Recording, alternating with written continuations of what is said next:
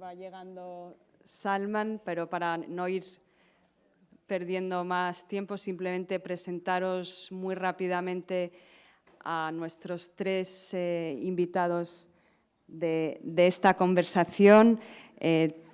Tres personas con mundos muy diferentes. Pablo Ortiz, con esa profunda sensibilidad poética, ¿no?, que explora los conflictos humanos desde una estética visual sin duda cargada de muchísimo simbolismo, un cine que nos aporta y donde no pierde nunca el sentido de la realidad y su belleza visual, pero donde no adorna el dolor, sino que lo revela con claridad y dignidad.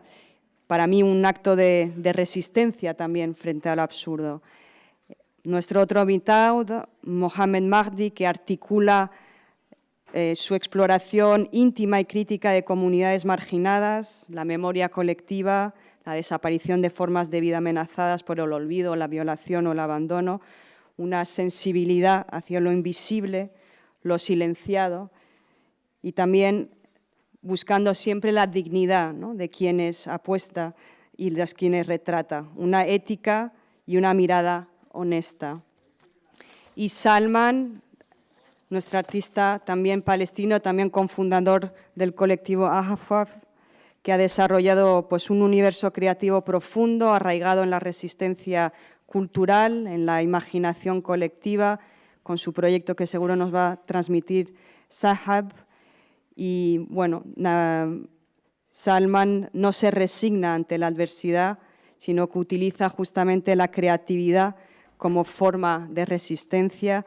Ambos tres desde esa ética camusiana de compromiso, lucidez frente a las injusticias. Con ellos os dejo.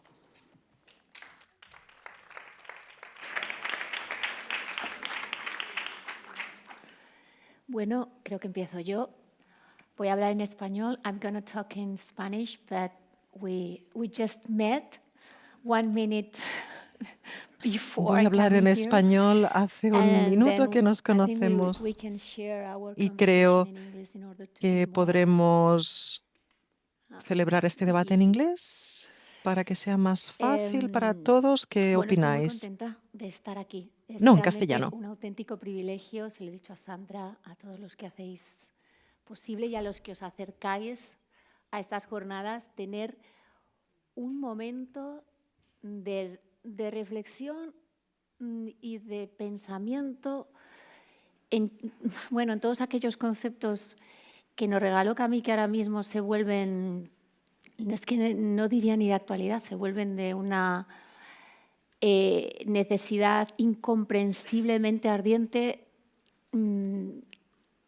Y creo también que estar aquí a día de hoy, en todo lo que acaban de decir todos nuestros compañeros previos sobre la desesperanza, el ruido, la tragedia, sobre las posibilidades o no de la expresión, el compromiso ante un mundo incomprensible que camina por esos lugares, se convierte en un acto tan poético y tan político juntarse en persona, que es alucinante, ¿no? Me parece que tiene algo de extraordinario, de ya no es ordinario, ya no es lo normal, estar todos juntos, escucharnos, compartir idiomas, compartir ideas, compartir vuelos, compartir fangos, compartir maneras de salir del fango, volvernos a preguntar qué es lo que en el fondo, y aquí retomo con lo que hacemos nosotros lo hacemos desde una forma visual, desde las artes visuales que se preguntan con el resto de artes, con un poco la premisa que nos han dado de punto de partida para nuestra conversación, la cultura como lugar para inventar espacios nuevos, y si la cultura al degradarse nos acerca a la servidumbre. La cultura, en primer lugar, es eso que decía Camille, de ese esfuerzo desesperado para darle forma a nuestro sueño más clarividente, pero es también, de una manera reiterada, una búsqueda de plenitud, personal y colectiva, y un cómo es posible que queramos y podamos hacer eso tan extraño que es seguir viviendo juntos. Cada gesto artístico es lo único que busca. Entonces, claro, cuando nos planteaban este pensamiento de partida de que todo lo que degrada a la cultura acorta los caminos que conducen a la servidumbre, es cierto. Decía Montaigne que, paradójicamente, es en los momentos de derrumbe cuando más necesario se hace el arte. Y, sin embargo, es en los momentos de derrumbe o es en los momentos de confusión o es en los momentos de aceleración, de ensordecimiento como el que tenemos ahora, cuando la cultura quizá se la desprestigia, se la banaliza, se la degrada, se la deja en ese lugar que no es necesario, porque realmente no es necesaria. Ayer lo decía Leila, hacemos algo, lo decía García Márquez también, que si bien se mira, dejamos nuestra vida por el camino y no sirve para nada. Yo hoy no voy a hablar de mis películas, quiero hablar de una sola película al final de mi intervención, que es de Wim Wenders. Y Wim Wenders se preguntaba con esta última película le preguntaban si el arte es transformador. Y él decía que no lo es per se. Lo que pasa es que ofrece un viaje, el que sea, que no sirve para nada, un juego, una posibilidad que no existe en tu vida, que hace que tú te transformes. El viaje después de cualquier acto artístico, de cualquier historia, de cualquier canción, te transforma. Cualquier imagen realmente significativa, ávida de significado, te transforma. Cualquier palabra ávida de significado te transforma. Y si te transforma a ti, eres tú entonces quien tienes la capacidad de transformar el mundo. Quizá no el arte per se. Y cuando le quito ese peso al arte, se lo quito también para que realmente podamos volver a ese lugar de juego, a ese lugar donde no es necesario el resultado, donde no se gana y se pierde, donde no se obtienen beneficios directos, no se obtienen utilidades directas, o no se debería, sino que es un acto suspendido en algo muy serio, que es una felicidad honesta y que crea algo que no estaba delante de ti. Aunque ya sé que lo sabemos todos, para preguntarnos sobre si nos acercamos a la servidumbre, sobre la cultura, sobre el arte, no está de más preguntarse qué es lo que pretende el arte, lo que pretendemos en nuestro caso con la creación de mundos desde la imagen. Yo creo que es algo que hacen ellos dos y que yo intento hacer de otras maneras, hay un imperativo que es mirar donde no se quiere mirar. Está el periodismo, está la historia, está la política, que necesitan hablar de lo que se quiere mirar y todos queremos mirar y discutir. El arte tiene que mirar el abismo, tiene que mirar donde no se quiere, donde no se puede, girar la cabeza a donde, si todos estamos mirando para allí, el arte debería hacernos esto permanentemente. Ahí está el dolor, ahí está la mierda, ahí está la alegría. Ahí está la chispa, ahí está lo inexplicable, ahí están las preguntas que no pueden ser respondidas nunca, porque esto es lo que es el arte. El camino a la servidumbre, por tanto, creo que se genera cuando en el arte, que mira donde no quiere mirar y que tiene la capacidad, como tenemos, porque somos, si volvemos a la base, somos algo tan absolutamente increíble, que seres simbólicos, proyectivos. Somos la única criatura que se adelanta, que genera algo que no existe enfrente de ti. Y en eso consiste todo lo que estamos hablando hoy. En la génesis de algo que no existe. Eso es jugar. Jugar es ensanchar tu existencia empequeñecida, generando un mundo y unas lógicas que no existen. que no estaban ahí. Eso es alucinante si lo pensamos.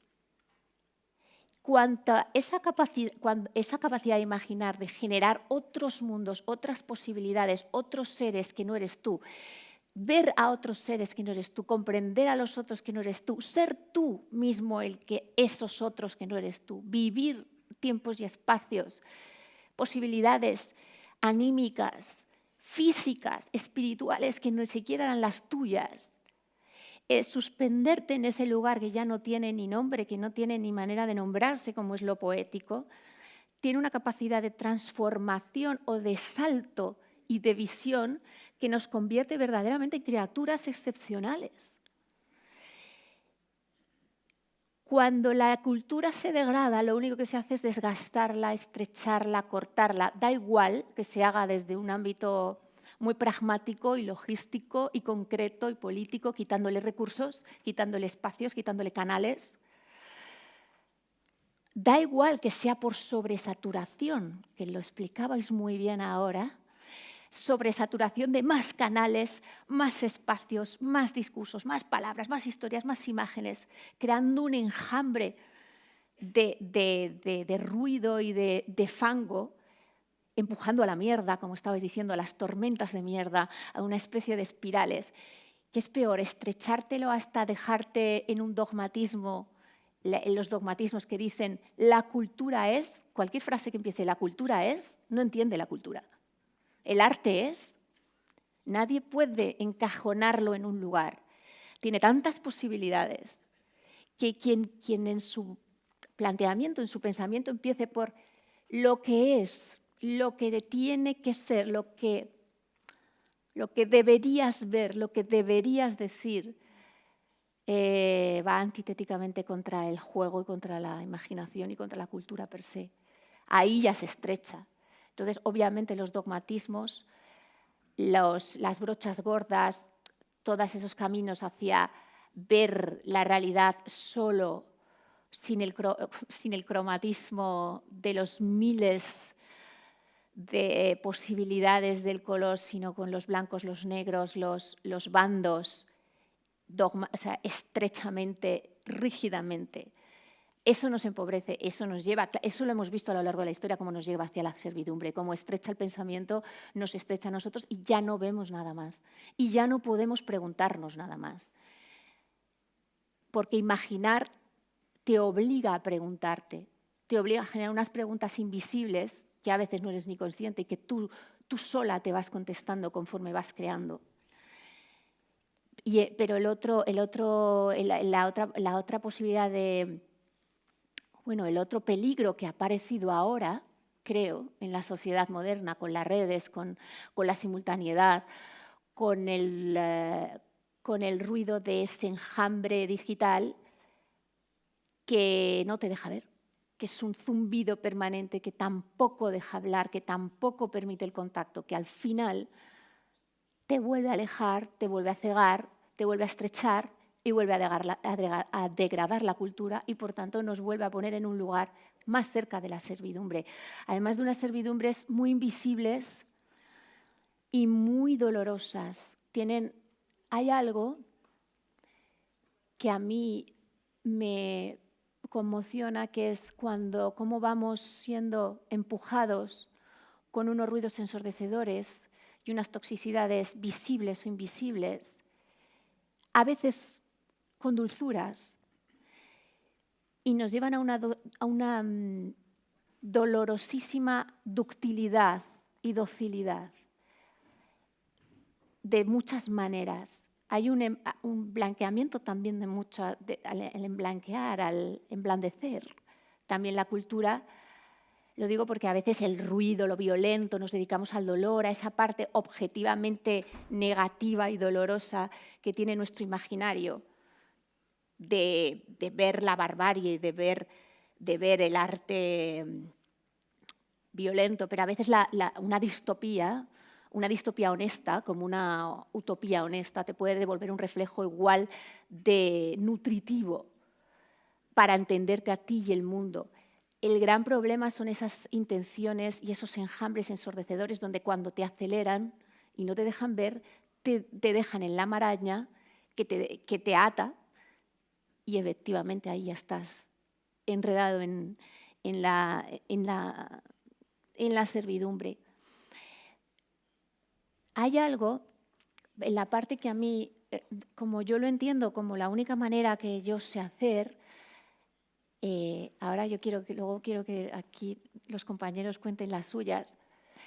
Yo hago películas y en las películas, me ha parecido muy bonito, Sandra, porque hay solo un impulso en las películas que yo repito, que aprendí de Leonard Cohen, que lo había aprendido de Lorca, que decía que era trabajar simplemente desde el impulso que implica unos estrictos márgenes de la dignidad y la belleza, que al mismo tiempo son infinitos, con lo cual no serán tan estrictos los márgenes si la dignidad y la belleza tienen infinitas posibilidades.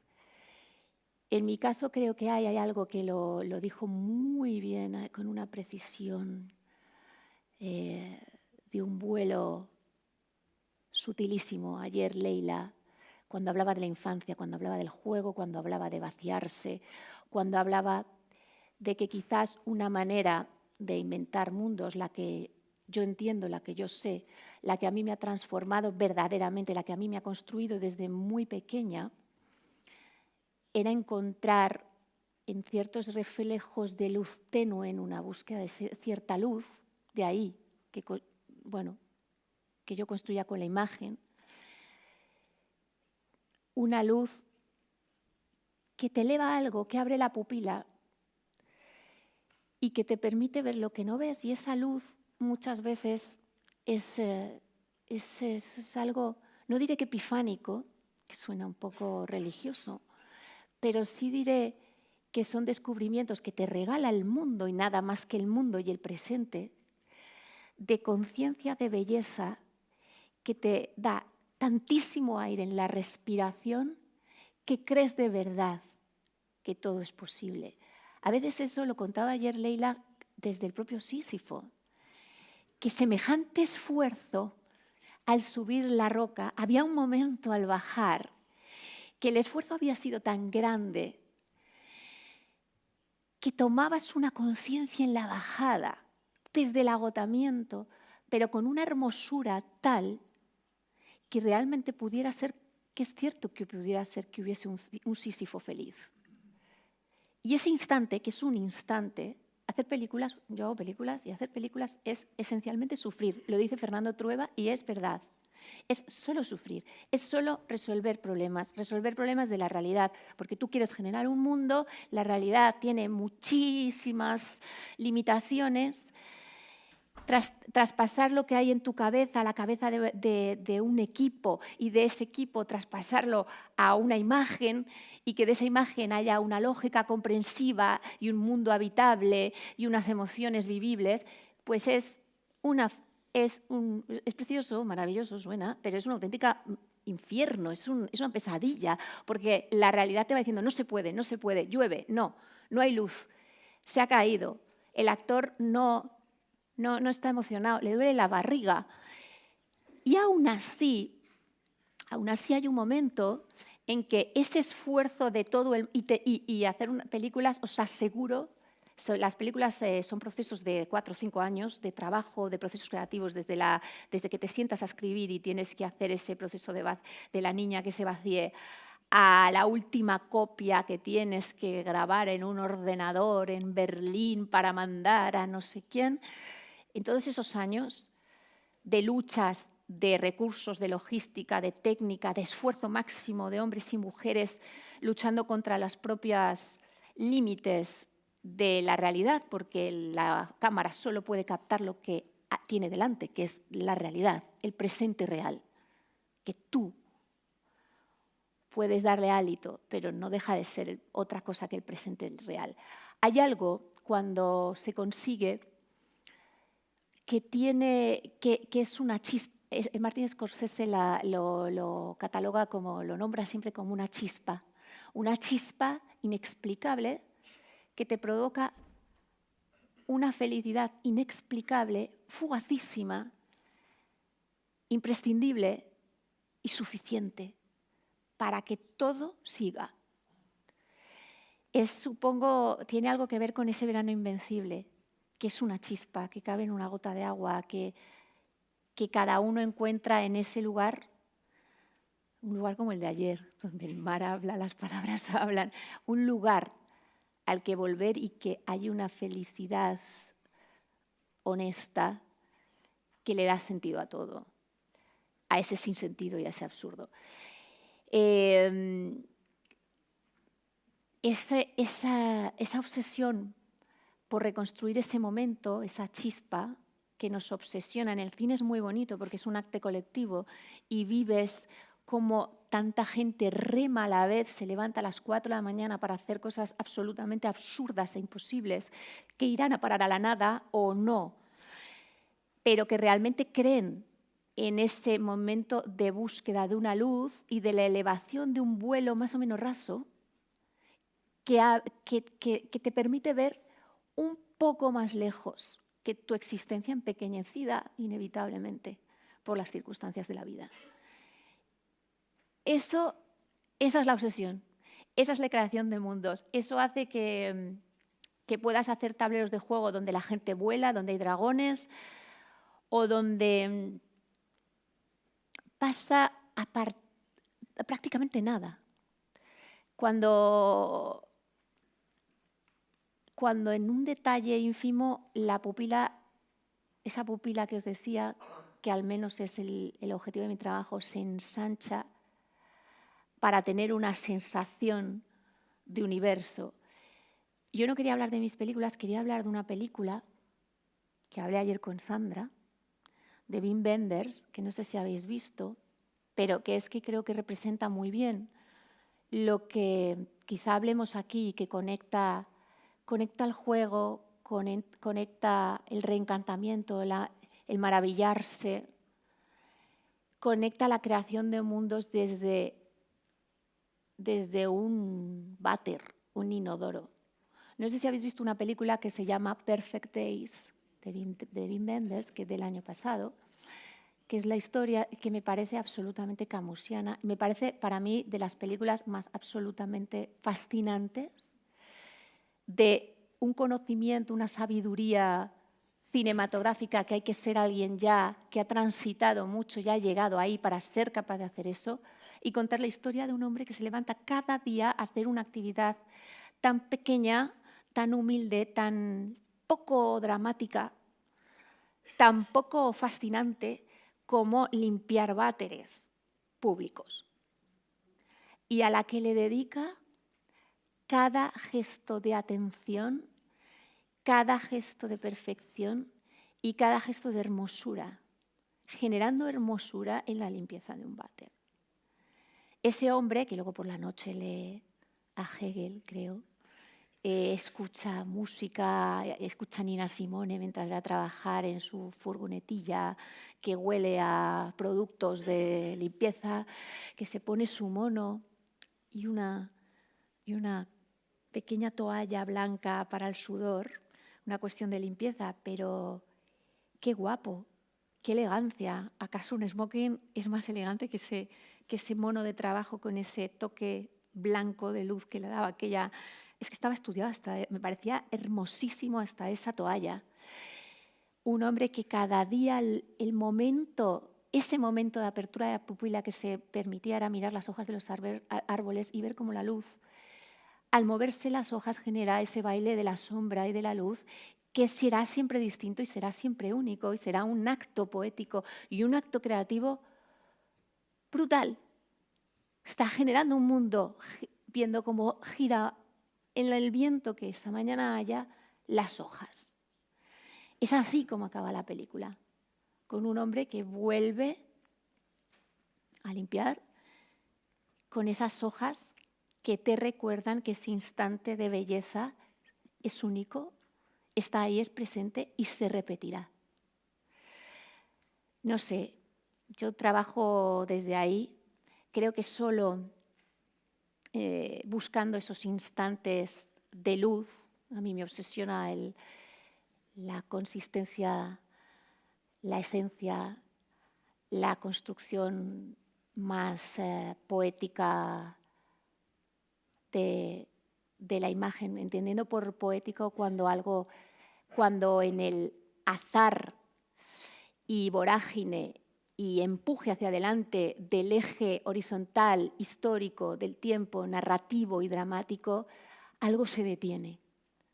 Me obsesiona porque creo que ese momento en que todo se detiene te regala algo, ese kairos, que no es el cronos, te regala algo, que es lo que te nutre, incomprensiblemente además, a veces sin palabras para todo lo demás. Está aquí Esmeralda, que es una gran poeta y que es la madre de una actriz con la que yo trabajé, Greta Fernández, con Blanca Portillo, para intentar hacer un personaje que era Teresa, Santa Teresa, una mujer que en nuestra versión estaba azotada por las dudas y solamente buscaba desesperadamente un poco de luz, un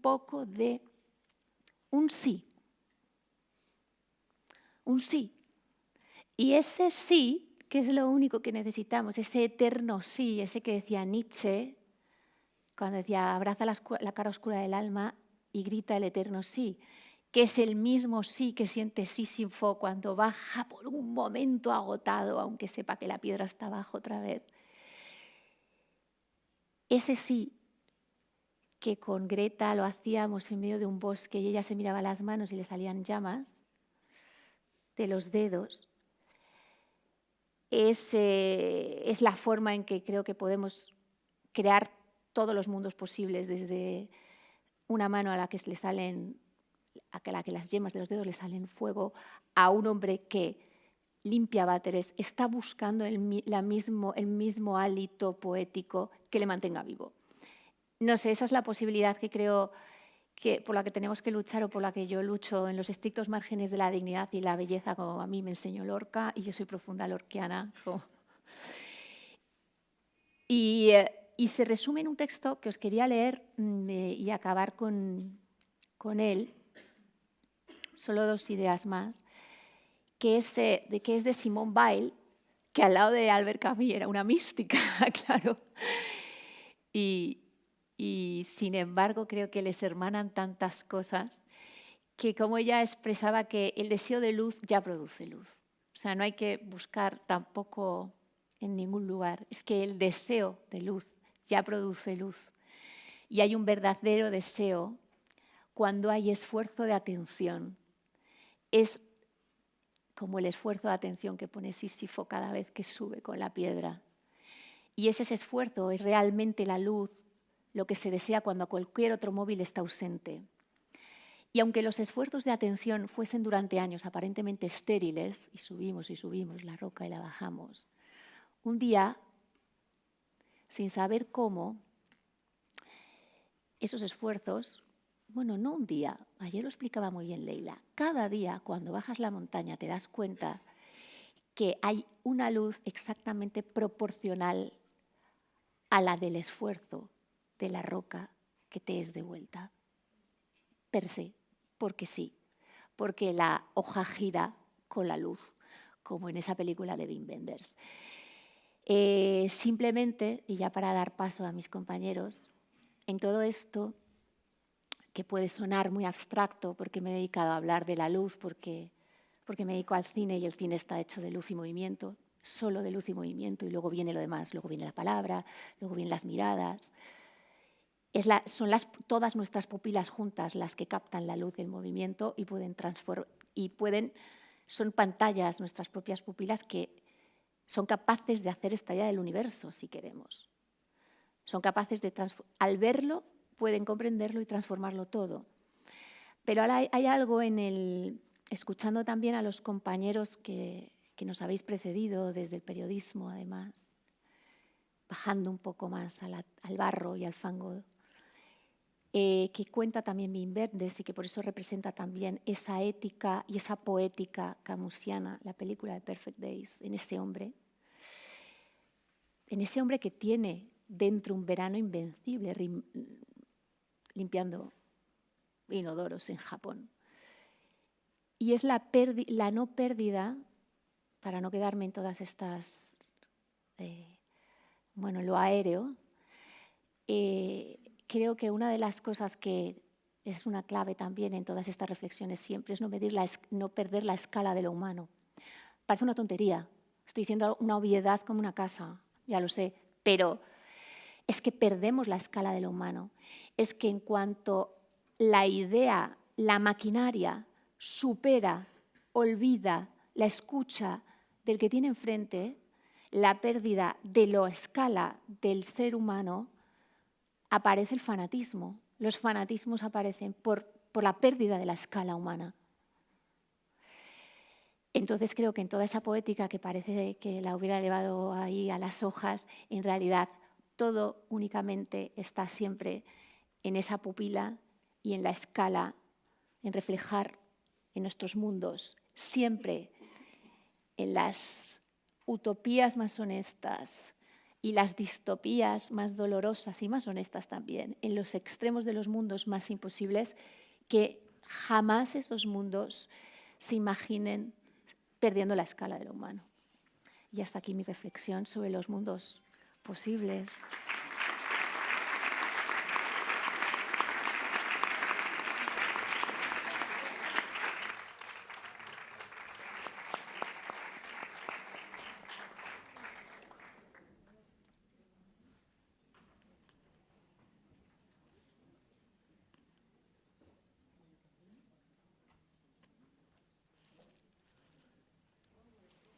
Okay, so good evening, everyone. So first of all, I'm very grateful to be here again. Buenos días a todos. For a second Para year. mí es un gran And, placer grateful estar more aquí en because, as I esta, por can esta see that we are all segunda coming edición from, very de las Trovadas. segregated environments, but yet under one Y roof, sharing life, estamos together, aquí which is compartiendo always, un beautiful. mismo So, good espacio en evening. este My lugar name is tan Mohammed bello. Mahdi. I'm a visual storyteller. Mohammed Nahdi, soy un narrador visual de Alejandría, de Egipto, y me gustaría hablarles de las comunidades marginalizadas que están sufriendo el riesgo de ser eliminados por la ignorancia y el olvido político, por cuestiones de amenaza de su identidad cultural, por otras amenazas políticas, y no sigo las corrientes predominantes y no sé dónde me llevará este viaje. A menudo mis proyectos empiezan planteándome una pregunta muy simple. ¿Quién soy yo? ¿Cuál es mi perspectiva? ¿No? Esta pregunta que me hago a mí mismo es el inicio. Y a veces me planteo, ¿quién quiere ser excluido de la narrativa o sobre quién quiero hablar? Y de nuevo me planteo quién crea estas nuevas narrativas y quién debe ser recordado, ¿no? Esta responsabilidad ética, no solo la mía, sino de otros narradores cuando hablamos de los demás o representamos a los demás. Por ello, a menudo mis proyectos yo siempre intento co-crear con los protagonistas, con esta manera de filmar que tengo documental para ceder el poder a los protagonistas para saber cómo quieren ser representados, y siempre cambio las dinámicas de poder. No soy yo el que llega, incluso si es mi cultura, ¿no? Siempre te sientes como un extranjero en cierta manera. Entonces, en mis proyectos intento siempre participar con las personas, como decía, protagonistas, y también el tema de hoy, la cultura, ¿no? Como medio de invención. Mi mundo es distinto del tuyo, del suyo, etcétera. Y a menudo venimos de entornos segregados, muy diversos, con perspectivas distintas, distintas maneras de pensar el mundo. Por ello, los narradores tenemos el poder de compartir nuestro mundo maravilloso, y a veces puede ser que destrocemos nuestro mundo, ¿no? Mm, Si alguien dice que hay un criminal en tal lugar o en otro, puede ser que otra persona vaya y diga, no, no, él no es un ser humano, como estamos testimoniando, ¿no? Por ello, Intento simplemente utilizar una técnica, ya sea un entorno u otro, y no soy solo un observador. Quiero meterme allí en ese espacio como un niño que explora un nuevo mundo, que descubre, explora, huele, toca, juega y tener esta sensación de envolverme, porque mata el ego, no solo como artista, sino como ser humano, ¿no? Cuando llegas a un lugar y crees que viajas para imponer tus ideas. Y de esa manera puedes destruir una cultura, aunque sea la tuya propia, ¿no? Teniendo una perspectiva que no sea del todo correcta, puedes forzar a que otros se plieguen ante ti. Por ello, debemos ser muy cuidadosos con nuestras opiniones cuando empezamos un proyecto. Empecé trabajando en las calles a los 15 años, haciendo fotografías urbanas. Y como fotógrafo callejero, pues urbano, siendo tan joven, explorando mi cultura, estos nuevos mundos, estas nuevas narrativas, para mí fue maravilloso porque me enseñó un montón de cosas. eh, Me mostró que la fotografía no es solo una herramienta que utilizamos, sino es un modo en el que podemos construir, establecer puentes, podemos comprender, podría ser un testimonio muy poderoso. Y también estas imágenes, estos momentos de las nuevas generaciones, y llevo 6 años haciéndolo de nuevo. He aprendido muchísimo, muchísimas cosas maravillosas gracias a estas interacciones, a estas personas estupendas a las que he conocido. Said, aprendí que siempre debo regalar algo a la comunidad como agradecimiento. Y recuerdo que tomé este retrato de este señor y una semana más tarde, llegué tarde, fueron 15 días finalmente, y cuando volví de nuevo al lugar, uno de los protagonistas vio la imagen y la cogió de mi mano, y las personas empezaron a observar, a rodear al muchacho. Le dijeron, oh, hace 2 días que falleció. Yo tenía 16 o 17 en aquel momento y sentí culpa porque le había prometido que volvería. Y le escribí una dedicatoria a su familia. Lo siento, llegué tarde, fue una persona tan maravillosa. Estoy muy agradecido porque me permitió realizar este retrato, y prometí que le daría su retrato a la esposa. Y 2 semanas más tarde, claro, me fui con ese sentimiento de culpa, pero al cabo de unos días volví. Me vieron y me dijeron, ¿no es usted el fotógrafo? Usted hizo el retrato de Abu Saif. Su esposa le estaba buscando. ¿Podría venir, por favor? Y ella quiere saludarle. Y dije, sí, sí, ¿por qué no? Y fui a su casa. Su hija estaba cerca y le dijo, ¿podría imprimir, podría coger esta imagen? Y entonces la cogió y el papel estaba húmedo, como si alguien hubiera llorado. Me miró a los ojos, y esta es la magia de la vida, ¿no? Alguien te mira y me dijo, no sé cómo tomaste esa imagen. Él odia la fotografía y no tenemos una fotografía de él, y esta es la única imagen que tenemos de él. Y ese sentimiento de culpa se desvaneció porque entendí que la narrativa de la fotografía, uno siempre piensa de forma ególatra, se trata de mí, de mis fotografías, pero no, se trata de ellos, de los protagonistas, de sus narrativas. Por lo tanto, el hecho de que puedan llegar a ser tan significativas para una persona es pura magia. Aquí en Alejandría, cerca del mar, tomé esta imagen y recuerdo, podéis ver el mar en el horizonte. De repente encontré este caballo a galope. Y si os fijáis, hay un mono, y después me pregunté, ¿cómo es posible? Entonces me acerqué corriendo y sí, encontré el mono. Aquí lo pueden ver. Y me pregunté, pero, wow, ¿cómo es posible? Resulta que una familia que pasaba los veranos allí con sus animales, así, como si fueran sus mascotas, ¿no? Y se los llevaban con ellos a la playa. Tienen monos, pájaros, caballos. Y estos caballos palestinos, como en Rafah, perdón, les dan arroz, dulces, los tratan como uno más de la familia. Y me pareció increíble encontrarme a esa tribu.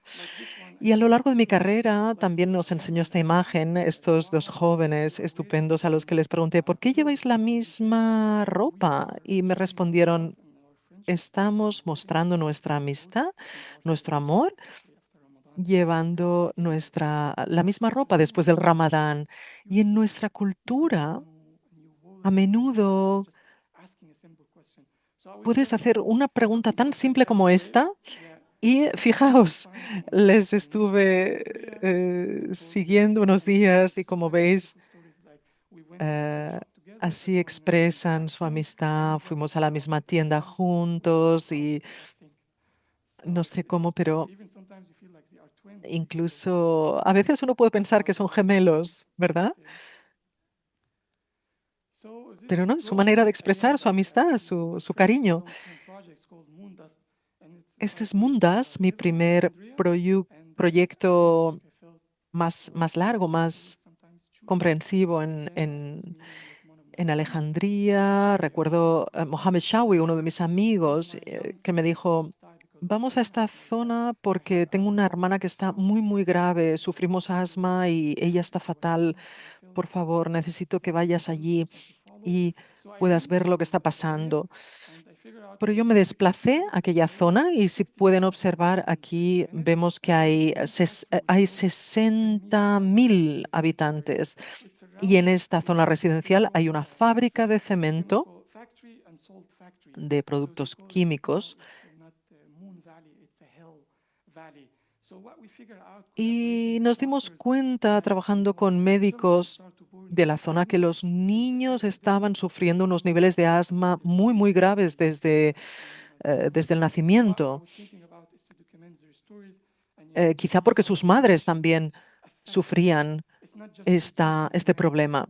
Como veis, esta fábrica no solo produce cemento, sino que se produce la combustión de muchos residuos de carbón y todos estos humos que son lanzados al aire en esta zona. Entonces empezamos a trabajar y vimos muchas evidencias, muchas pruebas de zonas de 1927. La fábrica se construyó en el 47 y este caso llegó a los tribunales en Egipto. Empezamos a documentar durante casi 3 años este conflicto entre los residentes y las consecuencias de esta contaminación, de los daños, como pueden ver en los niños, en el asma de tantas personas, de tantas vidas destruidas, que no podían, estos críos que no podían salir a jugar en la calle. Recuerdo que alguien me dijo, ven, tienes que venir. Olvidé durante una semana mi ventana abierta y tienes que ver lo que pasó. Ven a ver. Fijaos el nivel de polvo. Esto fue tan solo 30 minutos. Fijaos la cantidad de polvo que se acumuló en el suelo. Un farú, esta señora me dijo, es que me canso constantemente, tengo que seguir limpiando y los habitantes, cada hora tengo que seguir limpiando el suelo y la gente lo que hace allí es poner bolsas de plástico en la ventana, imaginaos. Fijaos en las grietas que causan las vibraciones de esta fábrica en las residencias, en los apartamentos cercanos. Todas estas historias personales de tantísimas personas que sufren por sus niños asmáticos. Abderrahman, cuando le conocí, me dijo, el médico le ha dicho que va a morir pronto. Y de nuevo fue una manera de rendir homenaje, ¿no? Y intentar pensar en cómo podemos crear un mundo para todos, en el que todos seamos testigos, no solo yo. Fijaos esta Amal, esta historia que me dijo, mi casa es muy bonita, pero con cada nueva grieta ponemos una nueva pegatina. Y aquí vemos la cantidad, ¿no? Por ello decidí crear una exposición para invitar a los protagonistas, a la prensa, a un montón de agentes implicados en Egipto. Fui a Kusmalin, a Cement Harash, a las afueras de la capital. Estaba lleno de cemento aquel lugar. Y recuerdo Britán, un amigo que me dijo, necesito 500 euros y voy a conseguir algo muy importante. Es mucho dinero en moneda local, ¿no? Y pudimos reunir a las personas, pudimos fletar a las personas para participar, para desplazarse a la exposición y se materializó. Logramos celebrarla. De hecho, vendimos 13 fotografías tan solo el primer día y de nuevo muchísimas personas se reunieron, personas con un nivel de autoridad o poder muy distinto, pero con esta buena voluntad. Sucede la magia cuando todo el mundo tiene la buena voluntad. Amnesty International y el New York Times conocieron la existencia de este proyecto. La empresa empezó a instalar filtros en sus chimeneas. Fue un gran cambio, fue algo temporal, pero sin duda positivo. La exposición fue itinerante, llegó a la Bienal de París, al Photo Week de Dubái, etc. Y antes de viajar aquí, el mes pasado, el tribunal egipcio empezó a juzgar a los culpables y a compensar a las personas damnificadas. Ha sido un proceso de casi 10 años, pero este proceso y el tiempo nos demuestra que cuando colaboramos todos, cuando la buena voluntad está ahí, se logran cambios gracias a nuestras narrativas. Y un proyecto muy rápido que realizamos el año pasado es reciente, de nuevo, mi barrio. Max es un barrio de pescadores, una comunidad, una de las más antiguas en Oriente Medio. Se le llama la pequeña Venecia porque tiene la misma belleza que la ciudad italiana. Y aquí quise documentar las historias de sus vecinos porque el gobierno quiere retirar este barrio, quiere demoler los edificios. Y estuve documentando sus vidas durante años y cómo luchar contra la posibilidad de esta sensación de espera, porque llevan años y años esperando porque no saben cuándo vendrán las autoridades a demoler sus casas. Imagínense, pueden ver que es una zona muy bella, muy bonita. Cuando estaba estudiando solía ir allí para practicar, para tomar esbozos. Las personas, por supuesto, están muy tristes, sienten muchísima rabia y cuando empezaron las demoliciones, una tercera parte ya ha sido destruida, el resto no sabemos cuándo verá a su fin. Y uno de los pescadores, recuerdo que estaba hablando conmigo, me dijo algo muy bonito acerca de cómo lanzaban cartas al mar, porque pensamos en mi cultura que el mar es una criatura divina y que le enviara esas cartas. Y empezó a escribir acerca de Amo Belot y alguien que era analfabeto y que le dijo, por favor, escribe para mí una historia directamente en tu carta para Dios. Y le dijo, vale, ¿qué quieres que escriba? Dios querido, tengo un barco muy antiguo, tengo 3 hijas y me gustaría ayudarles para que puedan casarse, pero quiero que, no porque mm, tú creaste todo, tú eres un Dios bondadoso, ayúdame. Y lanzó esa carta al mar y desde aquel momento es la persona que más peces ha podido pescar, a pesar de su barca siendo una de las más antiguas, ¿no? Entonces, el lanzar una carta al mar dentro de una botella, en cierto modo, nos ayuda a compartir, a defender la voluntad de supervivencia de esta comunidad y de sentir compasión para darles el poder de narrar sus propias historias. Entonces les di folios en blanco y les dije, oye, ¿por qué no escribes tu historia?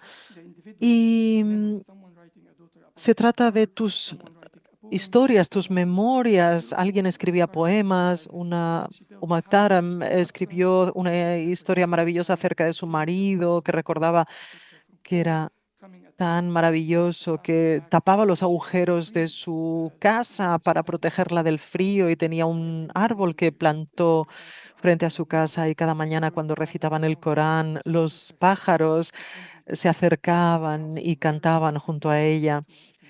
Y ella dijo que si me trasladan aquí, no me importará nada porque ya no vendrán los pájaros. Y entonces se ve el nivel de importancia, de vínculo con sus memorias, sus recuerdos, sus casas, sus familias. Y esto crea la identidad colectiva. Y si rompes, si destrozas esas historias de lo que está pasando hoy en día, es muy, muy triste. Por lo tanto, es importante recabar todas estas historias colectivas y darles la oportunidad de narrar sus historias. Y estuve recabando dibujos, historias, poemas, mapas antiguos de la zona, como podéis ver. Y también descubrimos que uno de los protagonistas que empezó a darme sus datos tenía más de 100 imágenes de archivo. Y creamos esta página web interactiva que muestra cómo podríamos cambiar la situación, porque aquí Os recomiendo que le echéis un vistazo. La idea es, ves ahí la carta, el protagonista la lee en voz alta con su propia voz y también se cree un archivo para crear un grupo con todas ellas. Hay un grupo muy grande en Alejandría. Compartimos estas cartas con la comunidad para crear esa memoria colectiva. Es un proyecto que ganó el Press Photo regional, ese premio. Así que me siento muy orgulloso, por supuesto. Y lo creamos desde cero y se creó magia. Empezamos a recibir miles y miles de cartas de todo el mundo, en inglés, en alemán, en español, en francés. La gente compartía qué significaba todo ello. La gente compartía experiencias similares, porque el WordPress, por supuesto, viaja a los diferentes países, ¿no? Y no hice, bueno, esperemos que esto se incluya en el libro que estamos haciendo ahora, como los protagonistas pues se entusiasmaron y así que oficialmente soy pescador, puedo ir a vivir con ellos en el mar. Me nombraron pescador por todo lo que, bueno, dicen que había hecho por ellos. He descubierto otra capa del proyecto, otra parte otro pedazo del retrato, porque no, da igual lo que hagas, nunca representarás la imagen total, siempre estará fragmentada. Intentamos añadir pedazos uno tras otro, añadir capas para mostrar la vida de estas personas lo más completamente posible. Y por supuesto, cada observador crea su propio relato, su propia narrativa, como digo, muy bello. Añadir esa capa, conviviendo con ellos en el mar, pescando.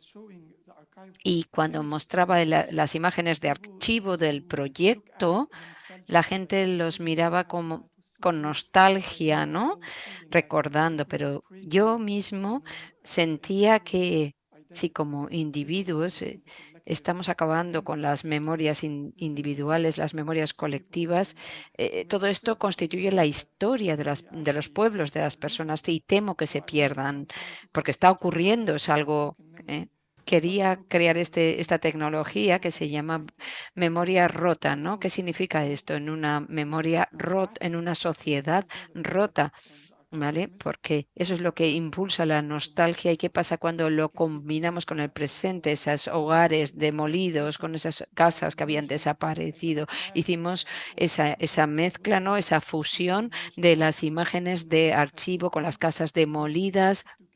Y empezamos a añadir, a crear esa nueva capa del proyecto. Hasta ahora no se ha visto, no se ha dado a conocer esta parte del proyecto.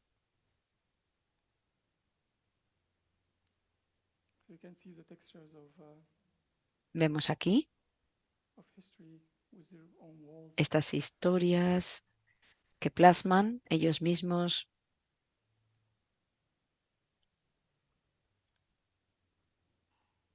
En los muros.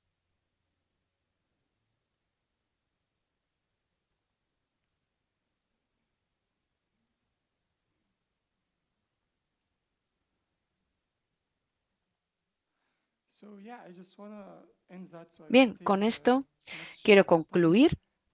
Sé que he agotado mi tiempo, así que, en resumen, en un mundo que olvida demasiado tiempo, Nekim Maguz, un escritor egipcio, dice que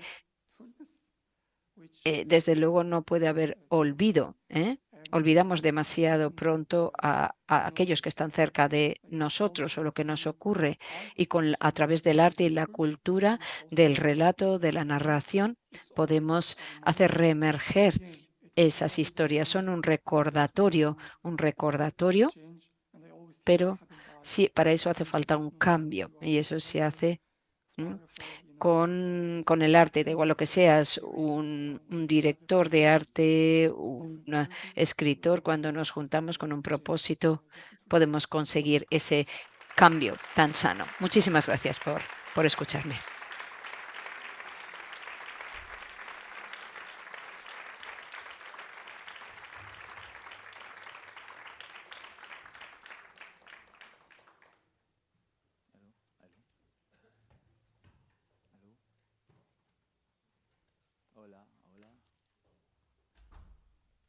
Hola, España.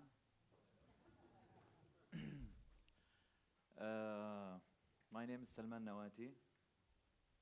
Hola, soy Salman Nawati. I feel you are tired. Sorry. Perdón. My name is Salman Nawati. I'm from Soy Salman Nawati. Gaza, originally. Vengo de Gaza. I left Gaza in 2021. Abandoné Gaza en 2021. I'm a survivor from Soy un superviviente de 5 guerras. the genocide. Me he perdido el genocidio, el más reciente. Abandoné mi país natal en el 21. Thank you, Sandra, for inviting me. Gracias, Sandra, por invitarme a estar aquí con todos vosotros, como representando a mi pueblo, a los palestinos, y hemos crecido siendo conscientes de que no importamos a nadie. A nadie le importa escuchar nuestras palabras, nuestra voz. Y por eso es tan importante la creatividad del lado humano, y para mostrar lo excelentes que somos como pueblo. Bien, volviendo a esta pregunta de la cultura como espacio, ¿no? para crear nuevos mundos, he reflexionado sobre este título, este estímulo para reflexionar, y también lo he ligado a los proyectos que hago. En primer lugar, planteo lo siguiente: ¿qué significa inventar un nuevo mundo en nuestra época? Y la segunda pregunta ligada a ello: ¿se trata de una necesidad imperiosa? ¿Es algo imperativo?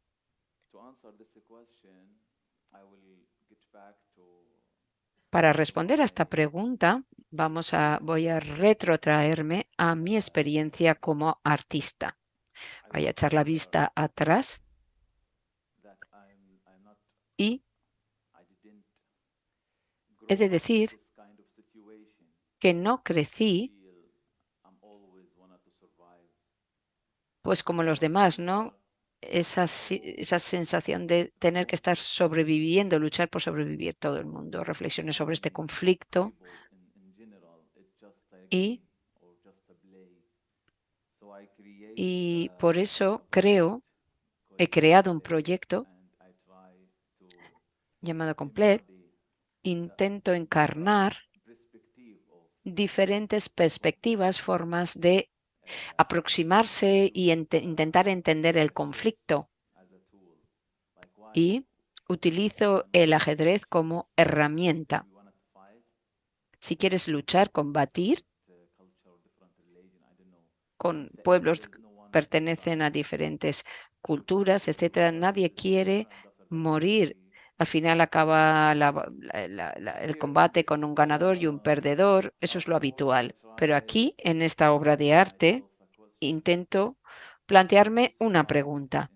Si sobrevivimos en la imaginación, eso soy yo con mi mujer, mis hijos, como veis, sigo inmerso en una situación, en un entorno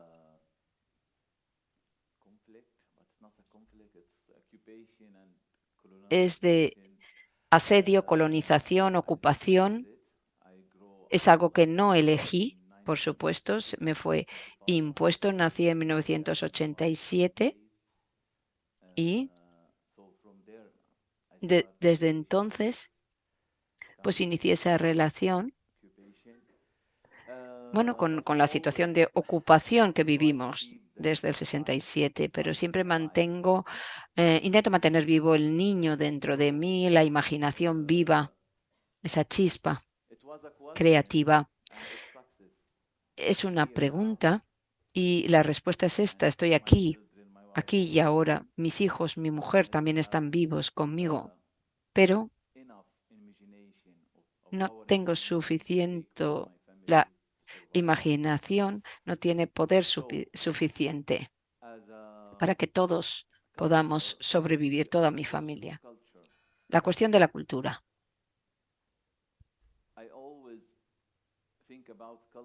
Siempre pienso en la cultura como una herramienta de resistencia. Aquí, en esta pintura, me siento intentando tocar el piano, resistiéndome al poder de todo lo que está en nuestra contra. Todas las cosas, la ocupación, el capitalismo, los sistemas imperantes, todas las personas que tienen poder y que lo utilizan para controlarnos, rediseñarnos, y los encarno en este elefante poderoso, fuerte, apisonando. Creo que la cultura y el arte,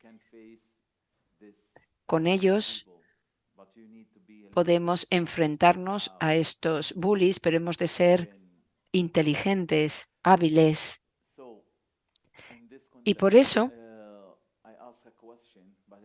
me planteo esta pregunta. Todavía no he encontrado una respuesta. Quizá la podamos encontrar todos juntos. El nuevo mundo que se tiene que inventar.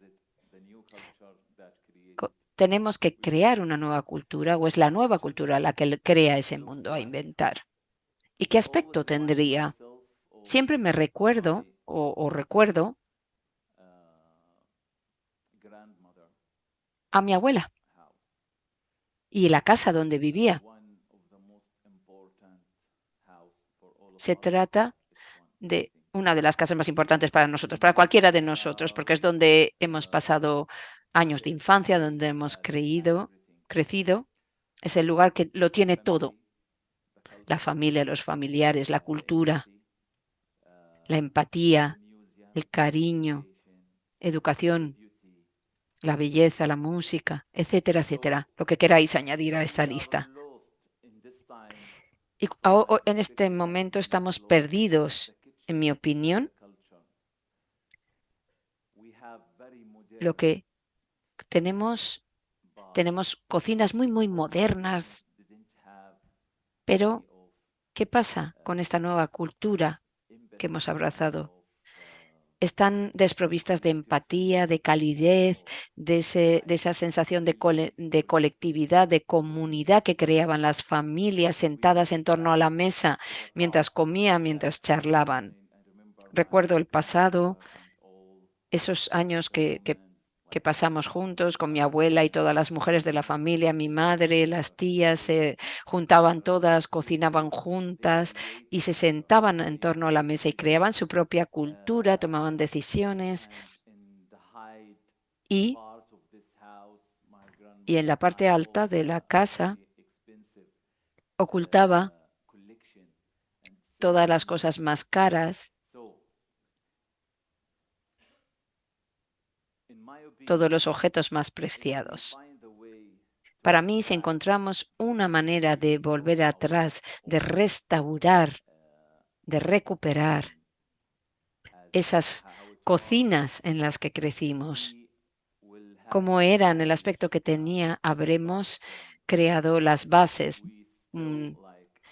para recuperar esa cultura. Si nos mantenemos alejados de ese significado, ¿dónde emerge la cultura? Pues emerge en esa mesa, en esa cocina. Y por eso quizás estamos perdidos. Otra pregunta, la capacidad de dar forma al futuro por mediación de la cultura. Estoy convencido de que todo es posible.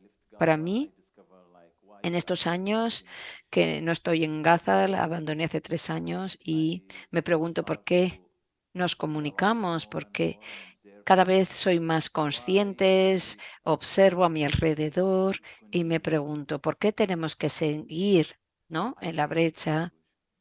¿Por qué deberíamos seguir hablando inglés? Lo detesto. Agradezco que los españoles, bueno, no son buenos en inglés y digo, qué bien, por fin un país en donde la gente no habla inglés. Lo detesto, odio el inglés. No me gusta, he de decirlo abiertamente, porque por esa historia colonial, ¿no?, esa cultura colonial que nos han impuesto a todos mediante la lengua, cómo recopilan toda la información, la publican únicamente en inglés, todos los recursos, la inteligencia artificial en inglés, todo funciona en inglés. Pensamiento único. Y en esta situación de genocidio a la que nos hemos visto abocados, hemos intentado soslayar la censura, intentando crear palabras, un mensaje de oposición, por supuesto, para enviar nuestros mensajes en esta guerra, y he creado un proyecto en el que planteo crear nuestra propia lengua. Todo el mundo puede seguir hablando la propia, pero deberíamos crear una lengua para todas las personas libres que creen que ya no hay necesidad de que haya una lengua colonial para comunicarnos. Podemos crear una propia para aquellos que defienden la libertad. ¿Y por qué? ¿Por qué decimos Palestina libre, no Free Palestine? Deberíamos crear nuestras propias palabras. Todo esto nace de aquí, todo el relato. Me he reunido con mucha gente, amigos, y hemos estado hablando sobre este tema, reflexionado juntos, y he visto que me parece muy útil. Estoy convencido y por supuesto les animo a todos a participar. Aquí escribimos: liberen palestino en mi propia lengua, no la mía, sino la nuestra. Hemos escrito en este muro: Palestina libre. No solamente está para una persona, sino para todos. Todo está abierto a todos. Es muy sencilla, muy simbólica y fácil de aprender y de utilizar. Esto tiene que ver con la capacidad de cambiar las cosas, con la cultura, mediante la cultura. Vivimos en un mundo, en una época en la que podemos cambiar muchas cosas en tan solo un día o una hora. Puede venir un líder que dice, ala, hacemos esto, levanta la cara y dice, al día siguiente llega y dice, no, mira, pues ahora vamos a hacerlo de este modo. Lo estamos viendo día a día, ¿no? En las noticias.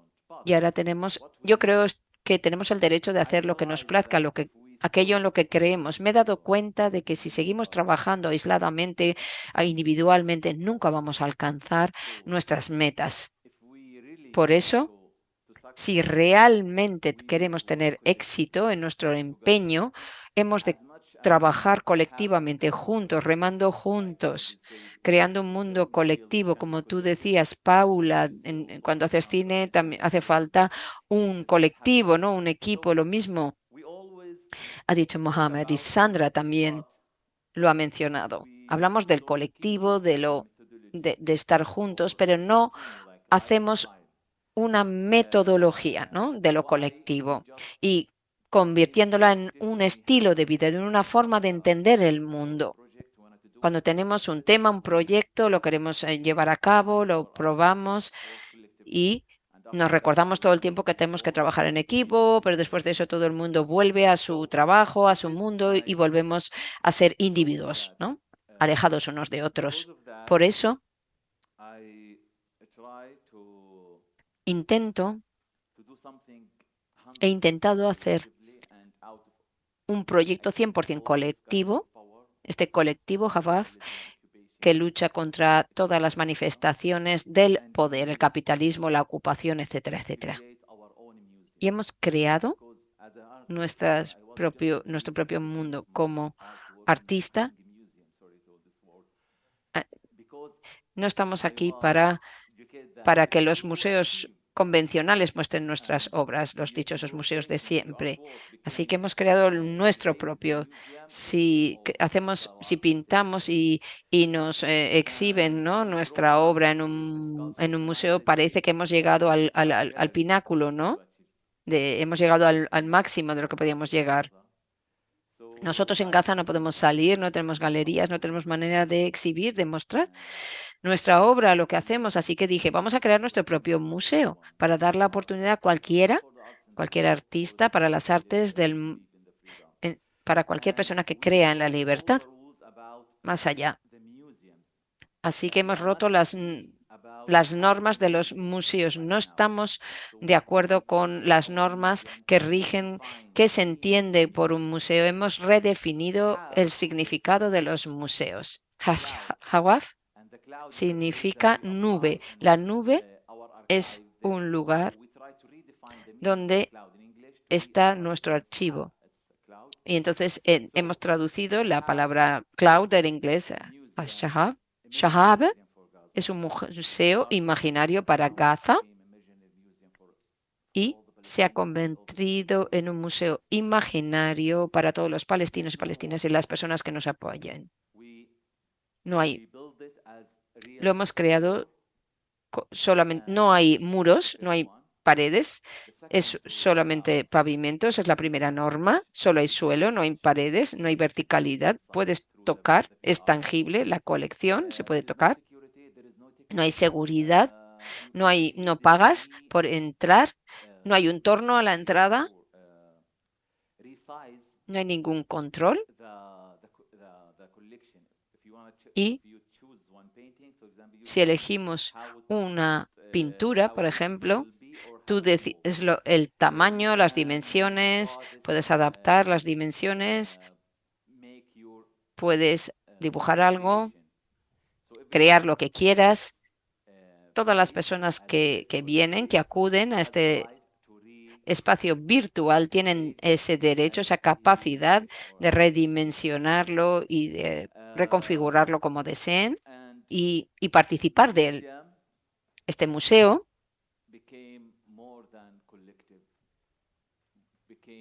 se ha convertido en algo más que una idea colectiva. Es una necesidad y se creó como una necesidad y ahora se ha convertido en una emergencia, una necesidad imperiosa con nuestro arte. La gente cuenta sus historias, intentamos pues guardarlo todo en archivos, en nuestro archivo para crear un legado.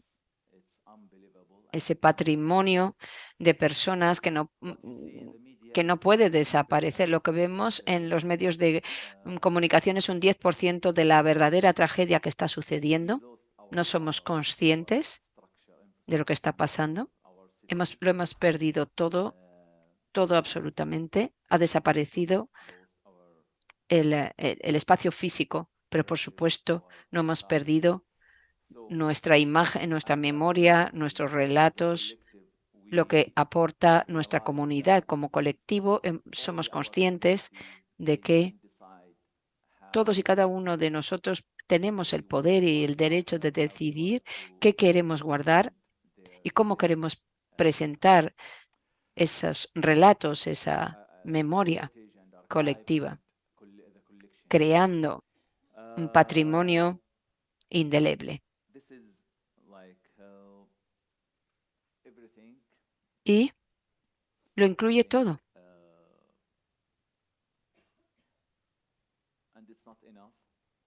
Por supuesto, con esto no basta, no es suficiente, pero bueno, teniendo en cuenta la capacidad que tenemos, donde podemos llegar, somos muy pequeños frente al 90% del mundo, al resto del mundo. Somos minúsculos. Ya sé que hay mucha gente que nos apoya, que dicen que están con nosotros, pero somos débiles, luchando contra el sistema que hemos creado los seres humanos, no olvidemos.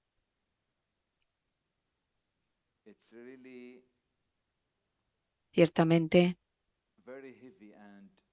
es algo muy pesado y es muy difícil luchar, intentar rediseñarlo, darle una nueva forma para que las cosas sean mejores. Me dijeron que creyera en la libertad, en la democracia, así hemos crecido todos. Nos han transmitido esos valores. Aún así, he descubierto que el mundo entero está viviendo bajo el colonialismo. De otro modo, pero tenemos la ocupación directa, claramente, y tenemos otros modos, otros estilos de imposición, de colon. La gente cree que es libre, pero lamento decir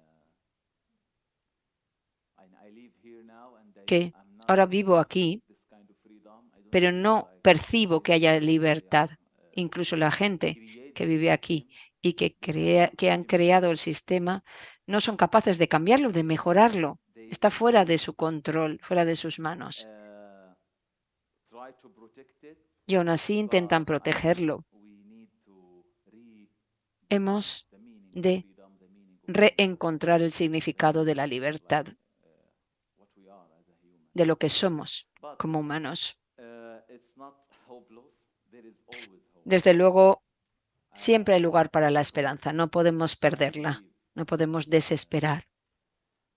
Creo que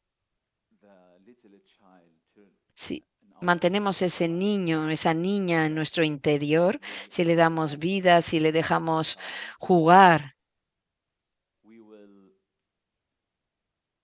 vamos a poder restaurar ese espacio, recrear ese espacio de empatía, de colectividad, de comunidad, de apertura al amor para rediseñar nuestro futuro y de una manera en la que todos y todas podamos converger. Muchísimas gracias.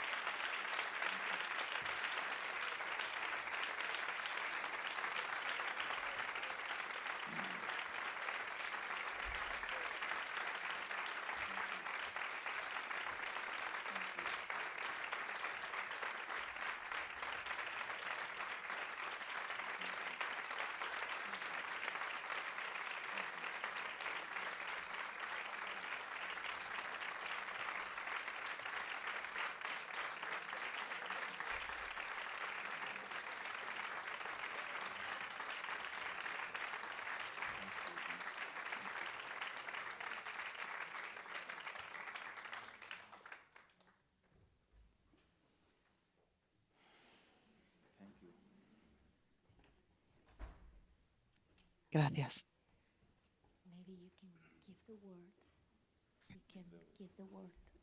Quizá podamos ceder la palabra al público si alguien desea plantear alguna pregunta,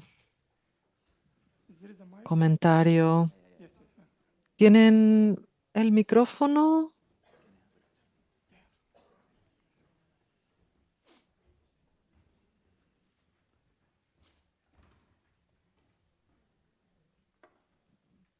Hola, me ha gustado mucho la intervención de Salman. ¿Por qué? Porque ha abordado un tema muy importante para los niños pequeños, que es la lengua maternal. Porque poder transmitir la lengua maternal es la mejor manera de trabajar contra la violencia. Y les voy a dar un ejemplo menorquí.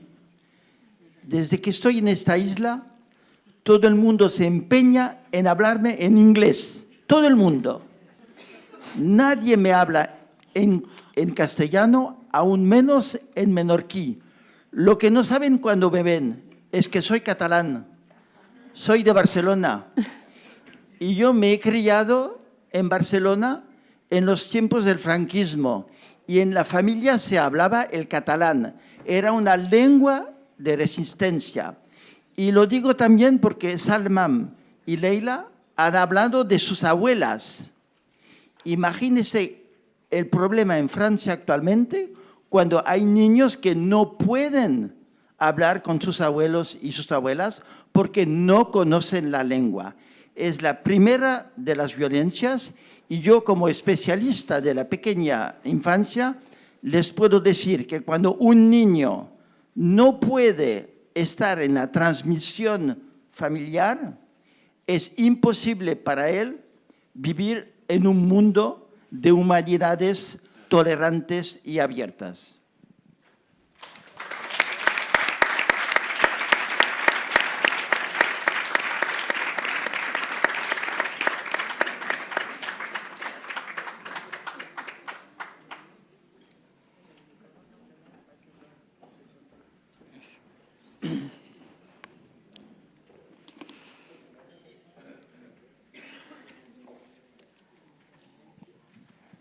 Muchas gracias. Yo me sumo a tu idea de que a través de la cocina podemos cambiar el mundo. ¿Me sigues? A través de la cocina, según lo que comemos, podemos cambiar el paisaje, podemos cambiar el mundo. Durante la época del confinamiento por el virus, aprendimos de nuevo a cocinar, cocinamos para nosotros. Despacio, la naturaleza se resurgió, se puso maravillosa. ¿Recordáis durante el confinamiento?